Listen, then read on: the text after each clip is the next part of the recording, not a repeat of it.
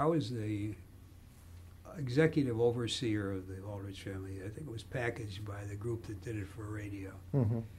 And there was rehearsing live at 110th Street and Park Avenue. And I went to the rehearsal on Saturday. I think it was pretty sure it was a Sunday show. And everything was going fine. I didn't think Jean Muir was well cast.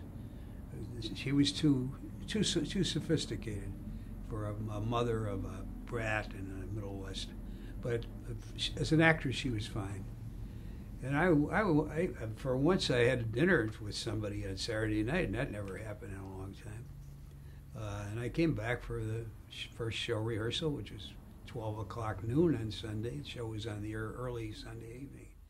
Nobody's there. I have no idea what's happened. Now, it's true I would have been hard to find that night if somebody wanted to tell me, but I don't think anybody cared to tell me. What happened was that the executive vice president of Young and Rubicam, who lived in Greenwich, was called by someone he knew in Greenwich, a woman who was one of the busybodies. Hester McCullough? Yes, I think that was her name. And said, "Why are you putting this communist lady on?" And he didn't know what she was talking about. We had a red book. I didn't know about. I'm not supposed to know about the red book. Red book was one of the slimy characters at YNR was in charge of that. Nobody in the programming department liked the red book. Nobody. The book you're talking about is Red Channels. Two ex-FBI guys were using it as a shakedown of actors, basically, is what the facts were. Mm-hmm. If you were in the red book, every agency secretly somewhere had somebody check you in the book. Mm-hmm. And the two FBI guys, whatever their names were, and Johnson, the Syracuse supermarket guy, say, "Well, we can clear you if you come and talk to us and pay us a fee for researching you," or something to that effect. And one guy who was in the book, Roger Duchovny, is a guy who never turned down a job. He'd rush anywhere you say.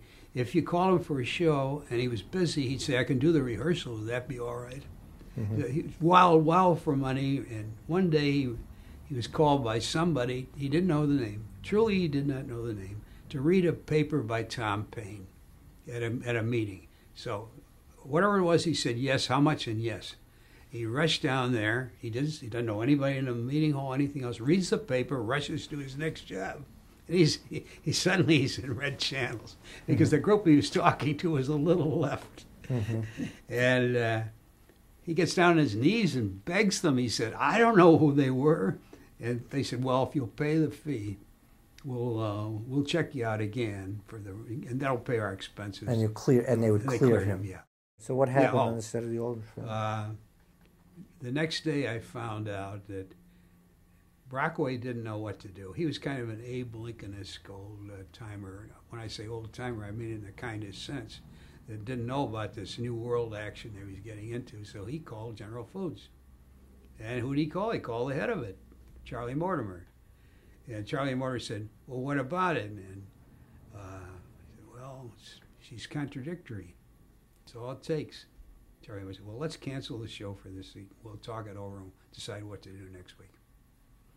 Now, on Monday, I got in the act, and I said, "You realize how simple this could have been?" It was in the Times by that time because Jaffe, she was married to Jaffe, was the lawyer for the Actors Union. And I said, all we had to do was say she wasn't satisfactory in the part, which I can say with great conviction we can cast her better, put another actor in. Instead, you've upset everybody in the business. You're in the New York Times, and you got nothing but chaos at this point. Well, they acknowledged that that's probably what they should have done, but it was too late. So what happened?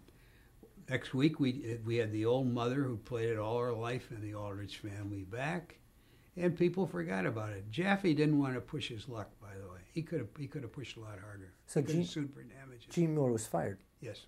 And the reason why she was fired ultimately was that one woman in Greenwich, Connecticut, got her off the show. Yeah. Did anybody say this is wrong? The woman became a pariah. Uh-huh.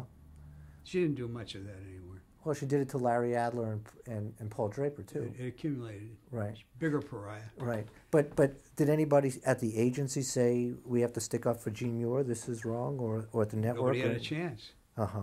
A deed was done.